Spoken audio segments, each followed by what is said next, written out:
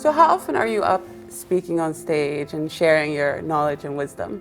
Well, you know, if you count all the live stuff that we do on streams, I mean, it's every day.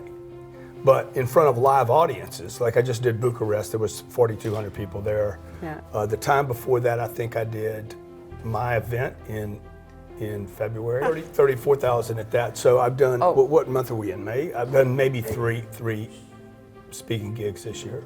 Oh, wow. I don't do a lot of speaking, but I started my career, when I started my career, I was probably doing 8 a day. 8? A day. Wow. Every day. Training. For 250 days of the year. Oh my goodness. That were anywhere from 15 minutes if I could get a company to listen to me. These were free presentations. I was trying to, you know, we were talking about the importance of communication. I was trying to get known. In America. And the way I did that was I'd go knock on doors and say, hey, I have an idea for your business. I'd like to tell you about it. I'd like to share it with your employees. It's free. It doesn't cost you anything. And just listen to me for 20 minutes. So those were like, I did tens of thousands of those in order to get known. And they were converting into business, or was it more I didn't know what brand? I was doing. They were. The goal was to convert. Yeah. But it took me 3 years to ever make any money. This is before I'd written a book. I didn't have a name. Nobody knew Grant Cardone. And, you know, I hadn't quite figured out me yet. But every once in a while, somebody would say, yeah, we like your ideas and we want to do this. And then they would go to this event that I would plan 2 weeks later. So I had 2 weeks planned for an event. Oh, wow. Like, you know how hard events are to do. Incredibly. Yeah. So we figured out how to put, you know, 200 or 300 people, the right people in a room for an event. We took 14 days to market it. It was me doing all the marketing. 14 days. 14 days I would market. I would go, but I'm calling on businesses door to door. Yeah. And very much a marketing and sales job. Very, the most difficult thing I've ever done in my life. I was 30 years old. So, you know, I was doing 250 gigs a year, then a promotional company picked me up and we started doing 8 of those larger events a month. So I was doing 100 speaking gigs a month, a year. A year, that's a lot. Do you not feel like when you're up on stage giving, that you... No, I did 1 hour in Bucharest. I got on my plane and I was just like, wham. You know? And it was only 1 hour. That's when I was doing 8 hours. Going to the next city doing 8 hours. Not only was it extremely taxing on me, it wasn't good for me. And I don't know that it was good for the audience. It definitely wasn't good for me as a businessman because I was spending too much time speaking and not enough time in my business. Today we flipped the model where I'm spending more time in my business and less time on stages. Do you feel the skill set of having a camera in front of you on social media versus going up on stage and just speaking in front of hundreds of people, do you feel that the skill sets are very different? Very different. Yeah? Very different. I know people that can do stages. You can't do the camera, the iPhone, you know, just the phone. Can't do a live stream. I know people that can do a live stream that have trouble with a 1 minute Instagram post. So they're all completely different phenomenons. And for me, like, so many little things can change. I'm going to Singapore when I leave here, and I'll do I don't know, an hour and a half there, and you know, just depends on the region. What am I talking about? The audience. I mean, it all depends on free audiences, or sometimes are more difficult to do than paid audiences. Right. Corporations that pay for something and have their people come in can be very difficult. Yeah. Because the participants not really there because they want to be there. Interesting. People that pay more typically are much easier to do. Ooh, I'm with you. So I have a mantra that people that pay nothing, they tend to do nothing. The people that pay a little, they tend to do a little. People that pay a lot, they do a lot because they have so much skin in the game. They're so invested, and especially when it comes to personal development. Generally speaking, and of course there are exceptions to the rule.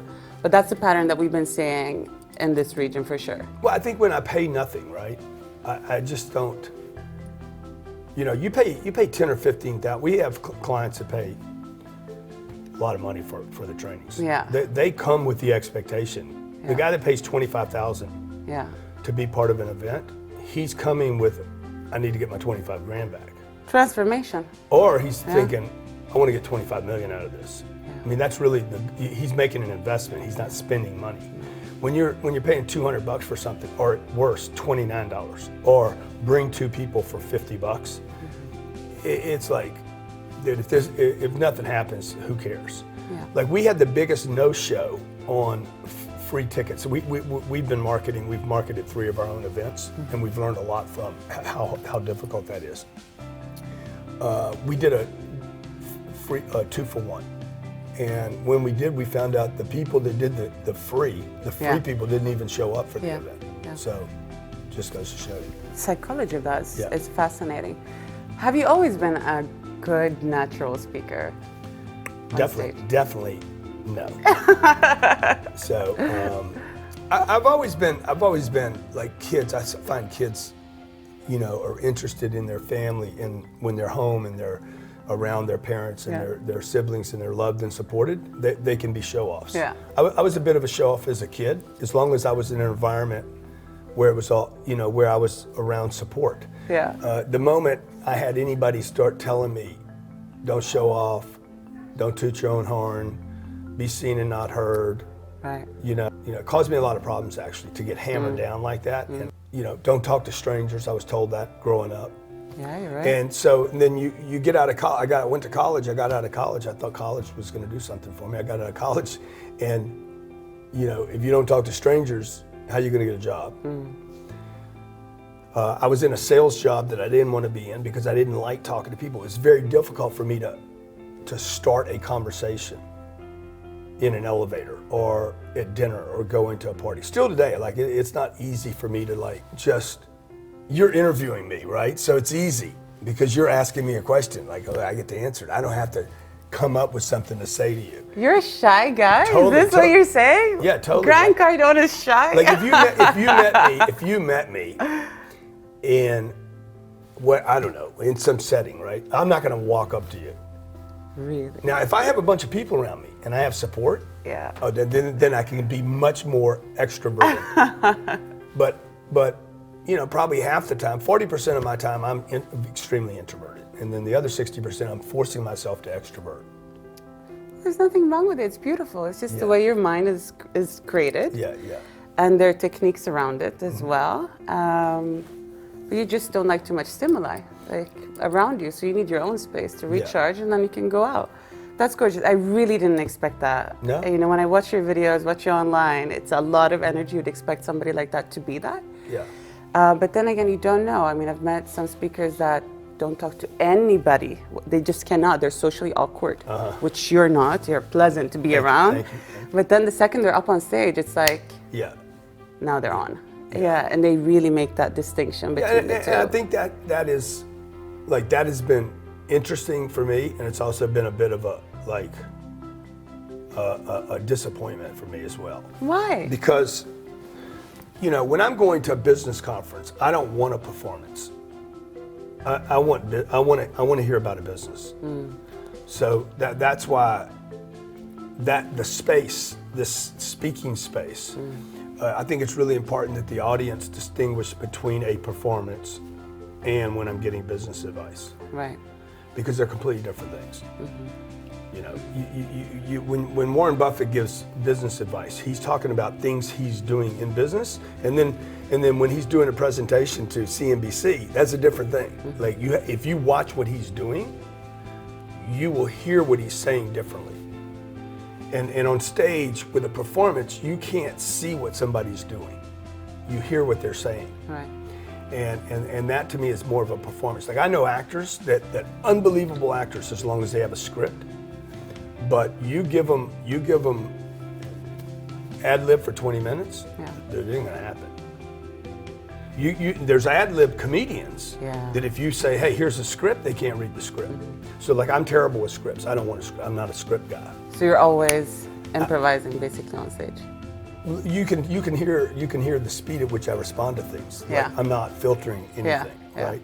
But you'll also, if you watch, if I came back to Dubai and did 10 presentations, none of the 10 will be the same.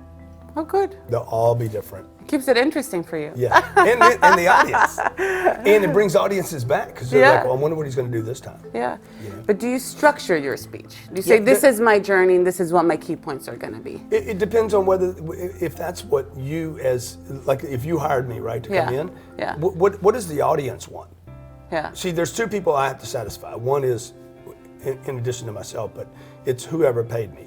Right. But also the audience is watching. Because if they're not happy, I'm not coming back. Mm-hmm. So, like I did a gig in Arizona. The guy hired me. He wanted me to talk about real estate. There was 500 people there. When I got there, I asked the audience, "What do you guys want to hear about?"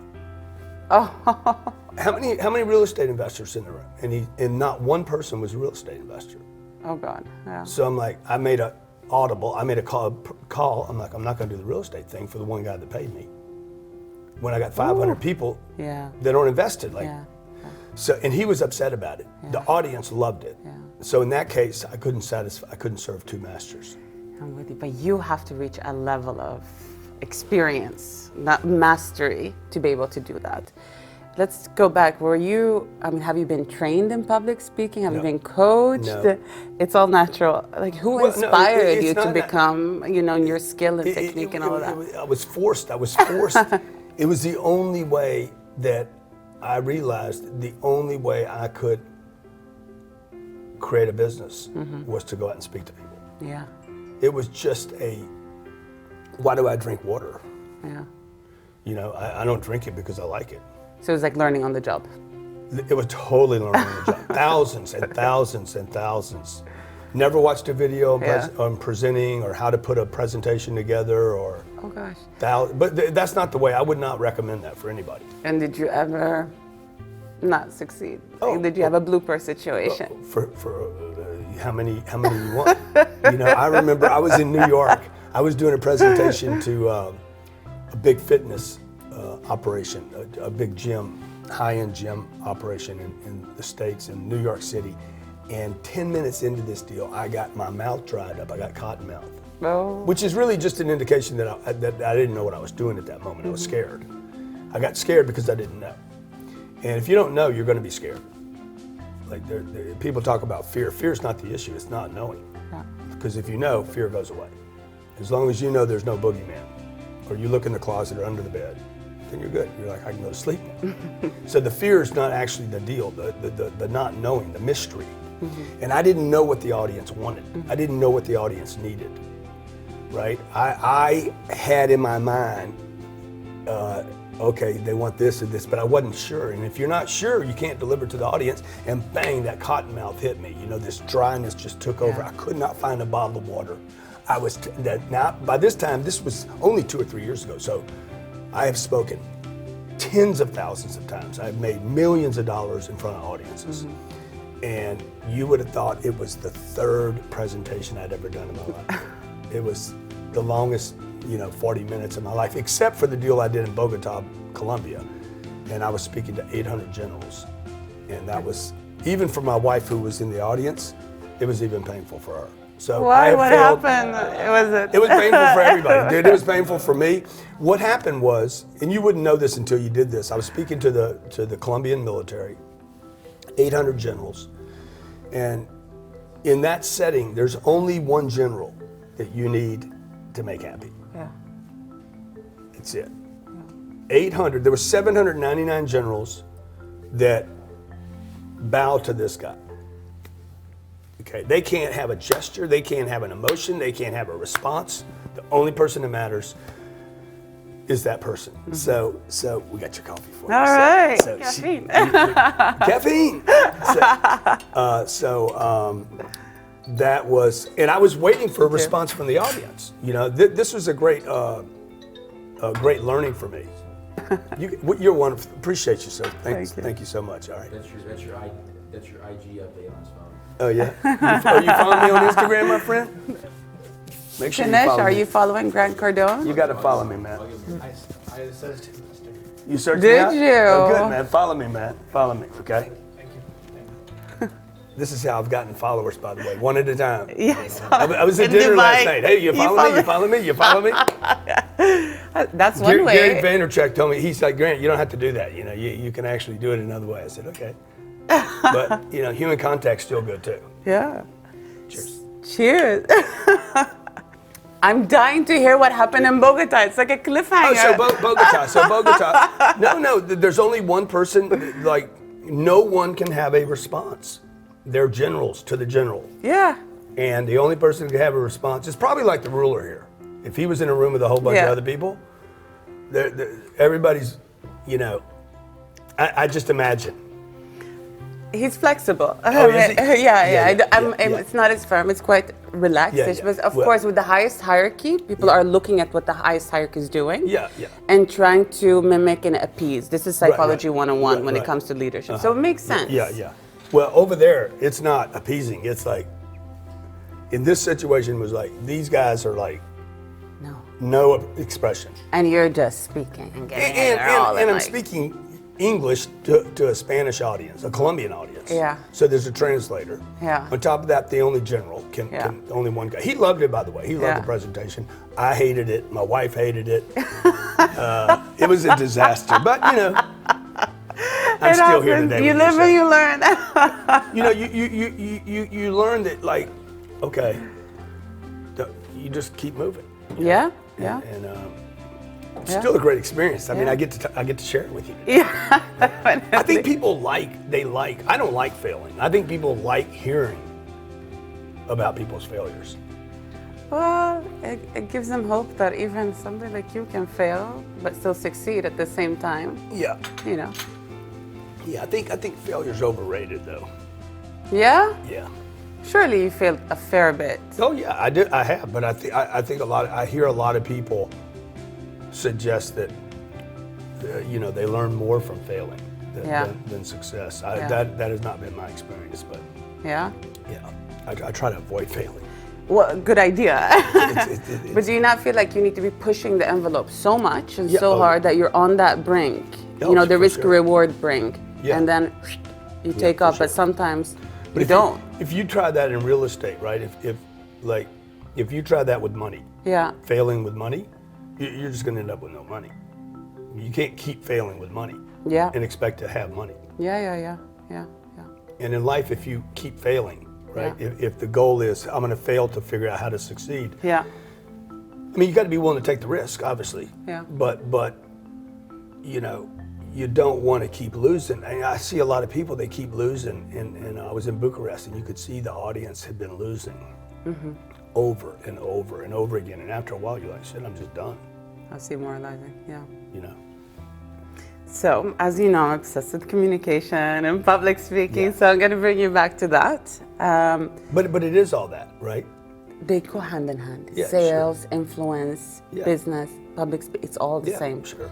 So if you've mastered one, it's transferable skills to the other. Yeah. Definitely. I see that a lot. Yeah. When it comes to any kind of practical techniques on stage that you use, do you do anything in particular that you have in mind? I'm very authentic and very transparent. Like, I just tell the truth I only talk about things I know. Do you mind not being liked? Oh, yeah, I don't like, why do you say that? Because if you're successful, to some degree, you have to be polarizing. Doesn't everybody like me? But to some degree, you have to be polarizing in your speech to really get that impact. You know, I think, you believe that, huh? I've seen it happen a fair bit. Yeah. I mean, I am extremely polarizing. Yeah. I am, like, I'm the only person more polarizing than me would probably be Donald Trump. I know a lot of people that do not use that as the way. The best speakers that I know are not polarizing speakers. They're much more pulling heartstrings to the audience, connecting, talking about their upbringing, their failures, their losses, to connect with an audience that might be broken. That is not my strategy when I'm speaking to an audience, but I know a lot of guys that use that. I mean, I think that is the most popular presentation style is to connect with an audience via, hey, let me tell you how handicapped I am. And it's not what I do. It's not my style. Like, we do a lot of webinars. The webinars that we've done we probably have the financially most successful webinars in the world. Yeah. They're paid for webinars, not free. They convert. This is public speaking, by the way. Yeah. But it's not speaking to people live. I have to communicate through a camera to tens of thousands of people. And the way I was trained to do this by a guy named Lewis House. You probably know. Yes, of course. See, Lewis He's fabulous. Yeah, you see, he has the style to connect through the brokenness. Sure. And so we did one. He's like, Grant, this is the way you have to do it. Okay, you got to spend the first couple hours. Grant, don't start pitching your deal. We got to connect. We got to spend time. He's like, we'll save the pitch for the last 20 minutes. So I did that with him. And then the next, I told my guy Jared that runs our sales department, I said, I want to do another webinar in less than 30 days. And I said, I want to test out something. Yeah. We did our pitch in the next webinar in the first 2 minutes. Lewis told me, don't do that. We didn't spend any time connecting. Mm-hmm. We just said, hey, for the audience out there that wants to buy something from me.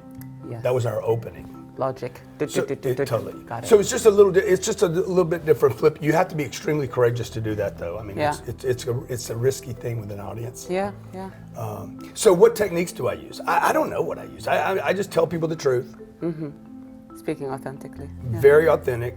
I do not talk about things I don't know anything about. Yeah. I don't do life coaching. I'm not there to fix anybody's emotional condition. I'm not trying to change their state. I'm not doing any of this. Mm-hmm. Nobody's doing a rub down. We're not doing jump up and down, get excited. I don't do any of that. I don't do any of the gimmicks.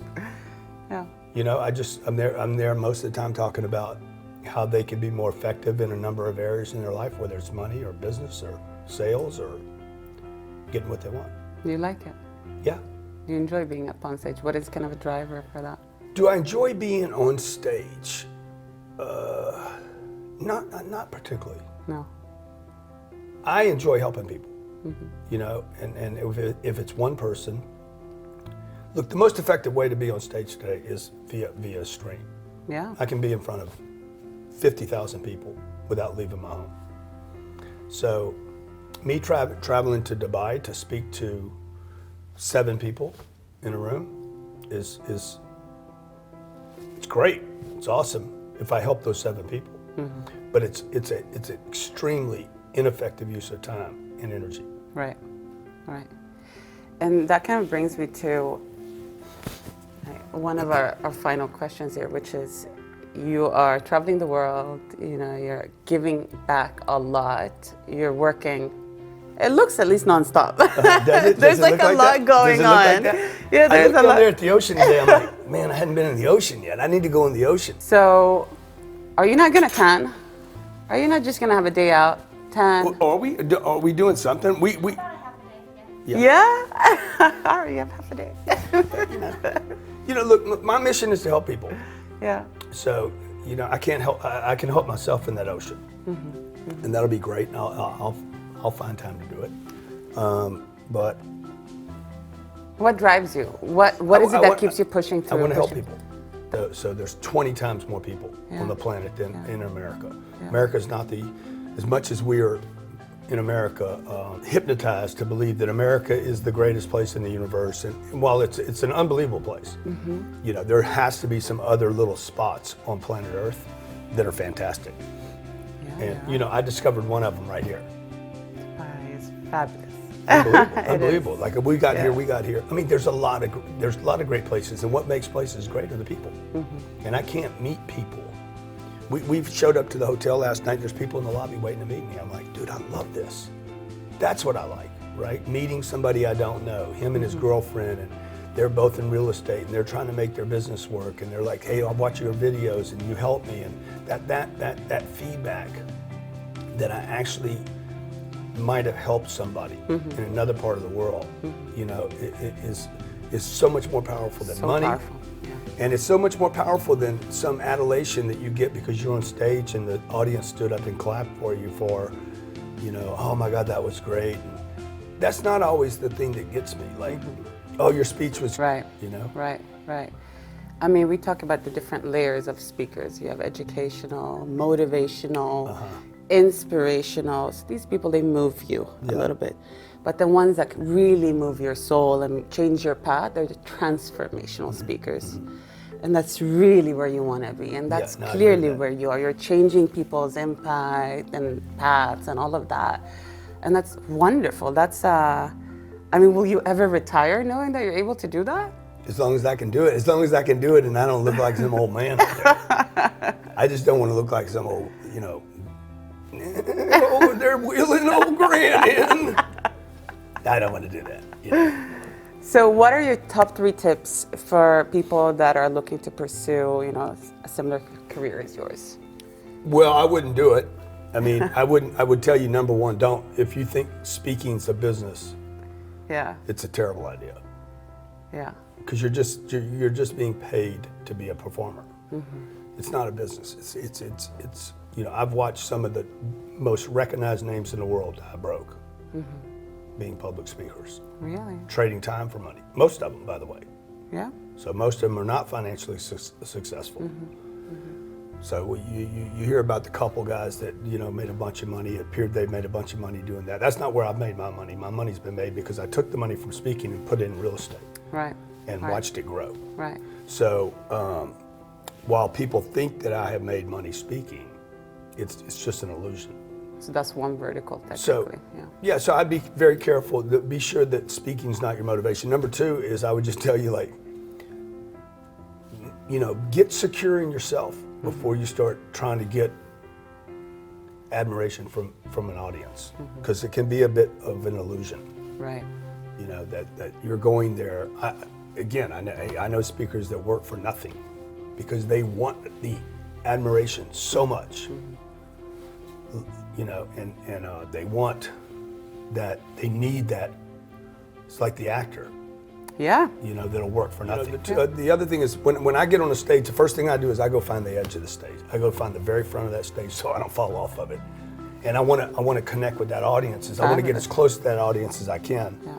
I like lights in a place. I don't like dark places. So I like seeing the audience. The third thing I would just tell you is, like, find out what is true for you. And if it's true for you, stay with it. It doesn't have to be true for the audience. If it's true for you, stay with that message and just go deep on that message and look at all the different angles of truth that you have in your life that you can share with an audience that could have some kind of impact. I love that. So speak your truth. Yeah. And I love that you're saying dig deeper into it, come closer to your core. Yeah. That's a lifetime of pursuit. Yeah. It is, and you're absolutely right. The ones that do it brilliantly are there. They're speaking from a core right here. Yeah. Thank you so much, Cardone. No, thank you. It's been such a pleasure. Okay, yeah, thank you. Thank you.